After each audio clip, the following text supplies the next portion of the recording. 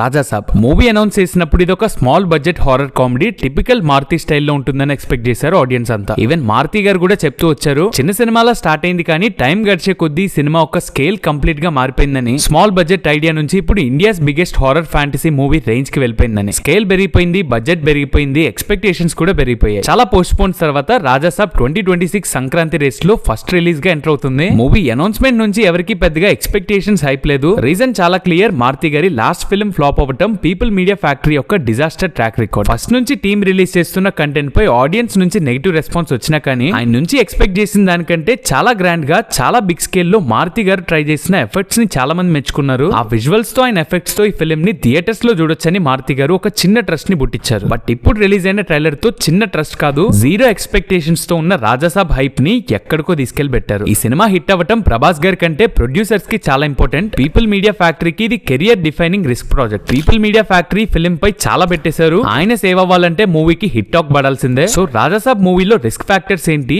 Expectations, positive, negative, simple గా చెప్పాలంటే fans నుంచి కామన్ ఆడియన్స్ వరకు థియేటర్స్ కి వెళ్లే ముందు ఏమేమి తెలుసుకోవాలో అన్ని వీడియోలో డిస్కస్ చేద్దాం. ఒక సినిమా హిట్ అవ్వాలన్నా ఫ్లాప్ అవ్వాలన్నా మూవీ టీమ్ జనాల్లో క్రియేట్ చేసే ఎక్స్పెక్టేషన్స్ కీ రోల్ ప్లే చేస్తాయి. ఆడియన్స్ కరెక్ట్ ఎక్స్పెక్టేషన్స్ తో థియేటర్స్ కి వెళ్తే మూవీ యావరేజ్ గా ఉన్నా కూడా చాలా మందికి నచ్చుతుంది. కానీ అదే ఎక్స్పెక్టేషన్స్ రాంగ్ గా సెట్ అయితే సినిమా నిజంగా బాగున్నా కూడా కనెక్ట్ అవ్వకుండా నెగిటివ్ టాక్ వస్తుంది. అందుకే సినిమా సక్సెస్ లో కంటెంట్ తర్వాత ఎక్స్పెక్టేషన్స్ బిల్డ్ చేయడం కూడా ఒక బిగ్గెస్ట్ ఫ్యాక్టర్ అవుతుంది. ఇదంతా ఎందుకంటే రాజాసాబ్ ఫిల్మ్ ఒక out and out horror film అయితే కాదు. ఈ మూవీ స్టోరీ లైన్ కూడా చాలా సింపుల్. ప్రభాస్ తన బ్రెయిన్ గేమ్స్ వాడి నాయనమ్మని ఎలా కాపాడతాడనేది movie. So pure horror moments ఉంటాయని ఎక్స్పెక్టేషన్స్ పెట్టుకోవడం కరెక్ట్ కాదు. రాజాసాబ్ లో హారర్ ఎలిమెంట్స్ ఉంటాయి కానీ దానికంటే ఫన్ మూమెంట్స్, ఎంటర్టైన్మెంట్ ఫ్యాక్టర్స్ ఇంకా ఎక్కువగా ఉంటాయి. ఆడియన్స్ ఇదే ఎక్స్పెక్టేషన్స్ తో థియేటర్ కి వెళ్తే సినిమాకి పాజిటివ్ రెస్పాన్స్ వచ్చే ఛాన్సెస్ చాలా ఎక్కువగా ఉన్నాయి. కంప్లీట్ గా భయం పుట్టించే హారర్ ఫిల్మ్ ఎక్స్పెక్ట్ చేస్తే రెస్పాన్స్ కూడా తేడాగా రావచ్చు. ఈ మూవీలో సప్తగిరి, సత్య, విటివి గణేష్ గారు, ప్రభాస్, సీను లాంటి మంచి కమిడియన్స్ ఉన్నారు. సో కామెడీ బండించే స్కోప్ చాలా ఉంది. ఈ కామెడీ పోర్షన్స్ కూడా నేచురల్ గా మారుతి గారు తీసిన ప్రేమ కథా చిత్రం భలే భలే మగాడిపోయి, మహానుభావుడు మూవీస్ లా సిచ్యువేషన్ కి తగ్గట్లుంటే ఈ 3 hours ఫిల్మ్ లో హారర్ ని మిస్ అవుతున్నామని ఆడియన్స్ కనిపిదు. ఈ కామెడీ పోర్షన్స్ తోనే చాలా ఎంటర్టైనింగ్ గా అనిపిస్తుంది. బట్ ఇన్ కేస్ సిచ్యువేషన్ కి తగ్గట్లు కాకుండా మారుతి గారి కామెడీని ఫోర్స్డ్ గా తీసుంటే ఇది కూడా ఇంకొక పక్కా కమర్షియల్ మూవీ అయిపోతుంది.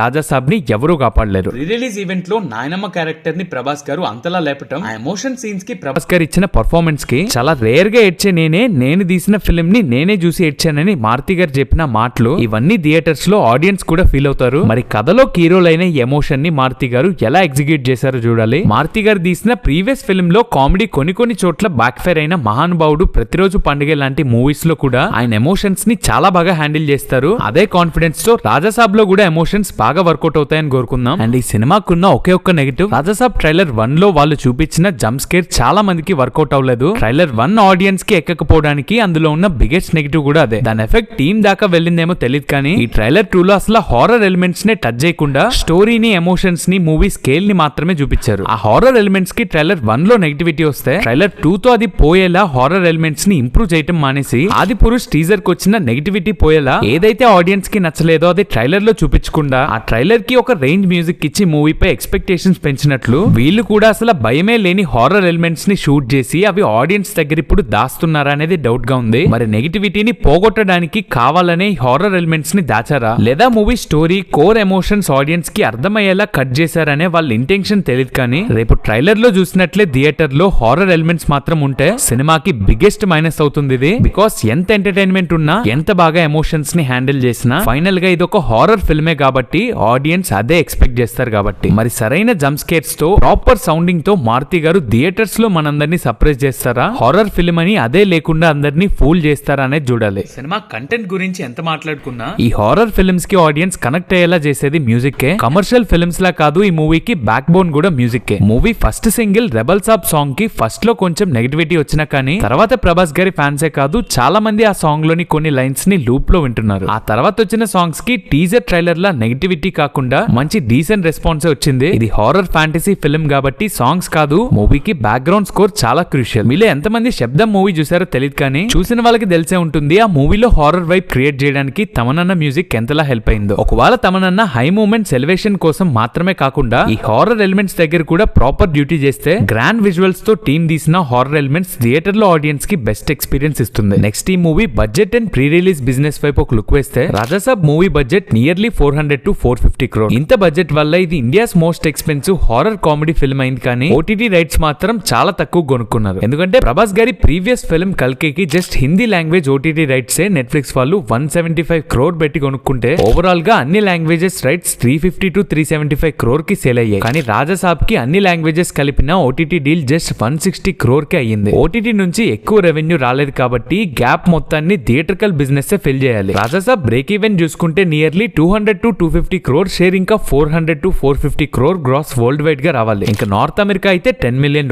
ఈ వీడియో డిసెంబర్ 1st కి రాసే టైం కి నార్త్ అమెరికా ప్రీ బుకింగ్స్ లో $300 వచ్చాయి. జనవరి 8th లోపు $1 million ఈజీగా కలెక్ట్ చేస్తుందని స్ట్రాంగ్ బస్. ఇంత బడ్జెట్ రికవర్ అవ్వాలంటే టికెట్ రేట్స్ కూడా చాలా ఇంపార్టెంట్. బడ్జెట్స్ తో సంబంధం లేకుండా ఏ సినిమా అయినా సంక్రాంతికి హైక్స్ రావటం కామనే, కానీ ఇది ప్రతి సినిమాలా కాదు. India's biggest super star Prabhas గారి ఫిల్మ్ అండ్ ఇంత హ్యూజ్ బ్రేక్ ఈవెన్ ఉండటంతో రాజాసాబ్ తో రిలీజ్ అయ్యే మిగిలిన ఫిల్మ్స్ కంటే ఈ ఫిల్మ్ కి హైక్స్ ఎక్కువ ఇస్తే మాత్రం ఫిల్మ్ కలెక్షన్స్ పై చాలా ఎఫెక్ట్ పడుతుంది. ఈ మూవీకి ఫ్యామిలీ ఆడియన్స్ రావాలంటే సంక్రాంతికి దీంతో పాటు రిలీజ్ అయ్యే ఫిల్మ్స్ రేంజ్ లోనే టికెట్ ప్రైజెస్ ఉండాలి. ఓపెనింగ్ వీకెండ్ లో రేట్స్ ఎక్కువ ఉంటే కామన్ ఆడియన్స్ ఆటోమేటిక్ గా టాక్ జ్యూస్ వెళ్దామనే మైండ్ సెట్ కి వెళ్ళిపోతారు. ఒకవేళ టికెట్ రేట్స్ అన్ని ఫిల్మ్స్ లాగే రీజనబుల్ గా ఉంటే ఫస్ట్ 3 days నుంచే ఫ్యాన్స్, మూవీ లవర్స్ నుంచి కామన్ ఆడియన్స్ వరకు అందరూ థియేటర్స్ కి వెళ్తారు. ఎస్పెషల్లీ సంక్రాంతి టైంలో ఫ్యామిలీ ఆడియన్స్ డే 1 నుంచే మూవీ చూడడానికి రెడీగా ఉంటారు. ఇన్ కేస్ ఈ హ్యూజ్ బడ్జెట్ బ్రేక్ ఈవెన్ వల్ల మిగిలిన ఫిల్మ్స్ కంటే రాజాసాబ్ టికెట్ రేట్స్ మాత్రం ఎక్కువ ఉంటే ఆడియన్స్ దగ్గర చూడడానికి చాలా ఆప్షన్స్ ఉంటాయి. మంచి టాక్ వచ్చినా కూడా ఫ్యామిలీ అంతా వెళ్ళాలి కాబట్టి టికెట్ రేట్స్ ఎక్కువ ఉంటే రాజాసాబ్ కాకుండా వేరే సినిమా చూద్దామని ఈజీగా స్విచ్ అయిపోతారు. అదే అన్ని ఫిల్మ్స్ లాగా ఉంటే ఏ ప్రాబ్లం ఉండదు. సంక్రాంతికి ఫ్యామిలీతో చూద్దామనే లిస్ట్ లో ఆడియన్స్ కి రాజాసాబ్ కూడా ఉంటుంది. బట్ మనం ఎంత చెప్పినా ప్రొడ్యూసర్ వినరు కదా. అట్లీస్ట్ వాళ్ళు పెట్టే టికెట్ హైక్స్ ని సంక్రాంతి సీజన్ మొత్తం కాకుండా మూవీ రిలీజ్ అయిన ఫస్ట్ 2-3 days వరకే పెడితే బాగుంటుంది. లేదంటే ఓజీ మూవీ లాంటి సిచ్యువేషన్ మళ్ళీ రిపీట్ అవుతుంది. దసరా టైంలో చాలా మంది ఫ్యామిలీతో ఓజీకి వెళ్దాం అనుకున్నా టికెట్ రేట్స్ వల్ల థియేటర్స్ కి వెళ్ళలేదు. హోప్ అలా అవ్వకూడదని కోరుకుందాం. సంక్రాంతికి రెగ్యులర్ గా అన్ని ఫిల్మ్స్ కి ఇచ్చే హైక్స్ లాగే రాజాసాబ్ కి కూడా ఉండాలని కోరుకుందాం. మూవీకి ఫస్ట్ డే నుంచే పాజిటివ్ టాక్ వస్తే జనవరి 9th నుంచి 11 వరకు తెలుగులో వేరే ఏ సినిమా రిలీజ్ అవ్వట్లేదు కాబట్టి ఓపెనింగ్ డే నుంచి సండే వరకు థియేటర్స్ ప్రాబ్లం ఉండదు. మూవీకి పాజిటివ్ టాక్ వస్తే ఈ గ్యాప్ లో 50% బ్రేక్ ఈవెన్ కూడా కొట్టేయగలదు. కానీ రియల్ కాంపిటీషన్ జనవరి 12th నుంచి స్టార్ట్ అవుతుంది. Jan 12th కి చిరంజీవి గారి సినిమా, Jan 13th కి రవితేజ గారి సినిమా, Jan 14th కి నవీన్ పోల్శెట్టి గారు అండ్ శర్వానంద్ గారు లాంటి చిన్న హీరోస్ ఫిల్మ్స్ కూడా రేస్ లో జాయిన్ అవుతున్నాయి. Jan 12th, 14th రిలీజ్ అయ్యే మూవీస్ కి ఓపెనింగ్ డే రోజు థియేటర్స్ దొరికినా ఆ మూవీస్ కి లాంగ్ రన్ ఉండాలంటే స్ట్రాంగ్ వర్డ్ ఆఫ్ మౌత్ కావాలి. మంచి సినిమాకే జనాలు వెళ్తారు.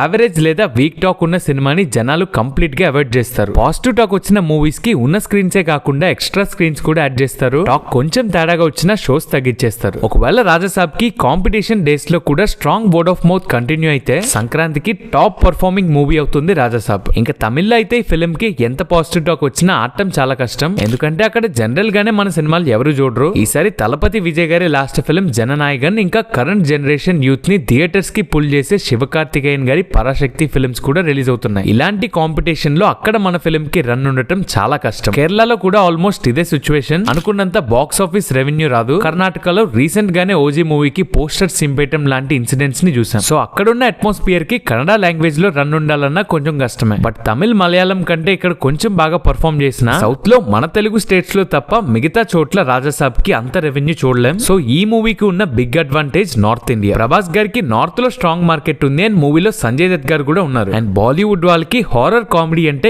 ఎంత పిచ్చో మనం ఎన్నో సార్లు చూసాం. వాళ్ళకి కొంచెం ఎక్కినా చాలు రాజాసాబ్ నార్త్ లో కూడా బిగ్ నెంబర్స్ పెడుతుంది. మన తెలుగు స్టేట్స్ కాకుండా అక్కడ అండ్ ఓవర్సీస్ నుంచే మనం బిగ్ నెంబర్స్ ని ఎక్స్పెక్ట్ చేయొచ్చు. కానీ ఇదంతా జరగాలంటే పాజిటివ్ టాక్ ఖచ్చితంగా రావాలి. ఆల్రెడీ నార్త్ లో దురంధర్ ఫీవర్ ఇంకా నడుస్తుంది. సో పాజిటివ్ టాక్ వస్తేనే నార్త్ లో కూడా ఈ ఫిల్మ్ ని చూస్తారు. డైరెక్టర్ మారుతి గారు ఎలా అయితే ప్రేమ కథ చిత్రంతో తెలుగులో హారర్ కామెడీ జానరాకి ఒక కొత్త ట్రెండ్ ని సెట్ చేశారో, అంతే ఇప్పుడు రాజాసాబ్ బిట్ అయితే పాన్ ఇండియా లెవెల్లో హారర్ ఫ్యాంటసీ జానరాకి మారుతి గారు ఒక కొత్త ట్రెండ్ ని సెట్ చేసిన వాళ్ళు అవుతారు. రాజాసాబ్ అనౌన్స్ చేసిన దగ్గర నుంచి ప్రభాస్ గారు ఉన్నారనే తప్ప ఎలాంటి హైప్ లేని ఆడియన్స్ లో ఈ 29th రిలీజ్ చేసిన ట్రైలర్ తో ఎక్స్పెక్టేషన్స్ లేని ఆడియన్స్ లో హైప్ ఎక్కడికో తీసుకెళ్లిపెట్టారు. సలార్ కల్కితో బ్యాక్ టు బ్యాక్ హిట్స్ లో ఉన్న ప్రభాస్ గారి హిట్ ట్రాక్ రాజాసాబ్ తో కంటిన్యూ అవుతుందా లేదా బ్రేక్ అవుతుందా? ప్రభాస్ గారి కెరియర్ పీక్ టైమ్ లో మారుతి గారికి ఇచ్చిన గోల్డెన్ ఆపర్చునిటీని ఆయన స్ట్రాంగ్ గా యూజ్ చేస్తారో లేదో చూడాలి. ఈ అన్ని డౌట్స్ కి ఆన్సర్స్ తీరాలన్నా, ఈసారి India's biggest super star sound ఎంతలా వినిపిస్తుందని తెలియాలన్నా జనవరి 9th వరకు వెయిట్ చేయాల్సిందే. ఇంకా కొన్ని రోజుల్లో అన్ని తెలిసిపోతాయి. డైరెక్టర్ మారుతి గారు అయితే ఆయన ఫిల్మ్ పై చాలా కాన్ఫిడెంట్ గా ఉన్నారు. మరి ఆయన కాన్ఫిడెంట్ కి తగ్గట్టే కంటెంట్ తో మనల్ని కూడా ఇంప్రెస్ చేస్తారో లేదో చూడాలి. అంతా మంచిగా జరిగి ప్రభాస్ గారి హిట్ ట్రాక్ బ్రేక్ అవ్వకుండా ప్రభాస్ గారి ఈ ఫిలిం తో ఇంకెక్కడికో వెళ్ళిపోవాలని కోరుకుందాం. మరి జస్ట్ కొన్ని డేస్ లో రిలీజ్ అవుతున్న రాజాసాబ్ పై మీ ఎక్స్పెక్టేషన్స్ ఏంటో కామెంట్ లో షేర్ చేసుకోండి. వీడియో నచ్చితే మర్చిపోకుండా లైక్ చేసి ఛానల్ ఓపెన్ చేసి ఒకసారి కంటెంట్ చెక్ చేయండి. నచ్చితే తప్పకుండా సబ్స్క్రైబ్ చేసుకొని బెల్ ఐకాన్ ని ఆల్ లో క్లిక్ చేసి పెట్టుకోండి. ఇలాంటి కంటెంట్ తో మిమ్మల్ని ఎంటర్టైన్ చేస్తూనే ఉంటాను. That's the video guys. మరో ఇంట్రెస్టింగ్ వీడియోతో మళ్ళీ కలుద్దాం.